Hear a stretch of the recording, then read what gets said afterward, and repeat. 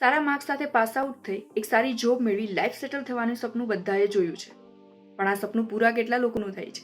I mean જે પોતાનો બધો જ એફર્ટ લગાવી દિવસ રાત જોયા વગર મહેનત કરે છે એક્ઝામ માટે, પણ આ એફર્ટનું આ મહેનતનું રિઝલ્ટ કોઈ બીજાને મળે છે ત્યારે? વેલકમ ટુ ધ ફિલ્મી પ્લેનેટ. હું છું આપની હોસ્ટ પુષ્પા. શરૂ કરીએ એક નવા રિવ્યુથી.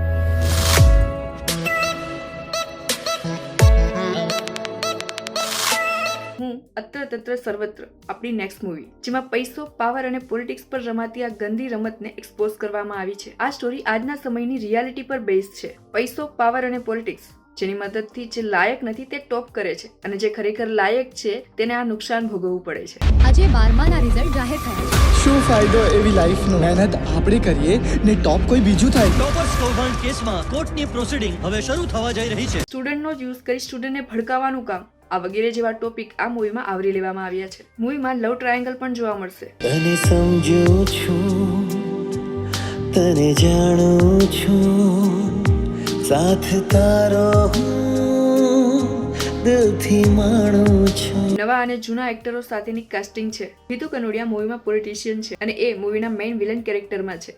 Friends, I believe in a motto. I will and I can. I believe in I believe in whom. સાથે જ બીજા ઘણા એક્ટરો પણ જોવા મળશે. મૂવીના 2 સોંગ પર રિલીઝ થયા છે, પણ એવરેજ સોંગ છે, તમારી પ્લેલિસ્ટમાં જગ્યા નહીં કરે. પણ આવા મૂવીની ખરેખર જરૂર હતી, સાચું ને? અને મૂવી 20 જાન્યુઆરીના રિલીઝ થવાની છે. જોઈએ હવે કે આ મૂવી અત્ર તત્ર સર્વત્ર બધાને કેટલી ગમે છે. અને વિડીયો ગમ્યો હોય તો વિડીયોને લાઈક અને શેર કરવું ભૂલશો નહીં. મળીએ નેક્સ્ટ વિડીયોમાં. Bye bye.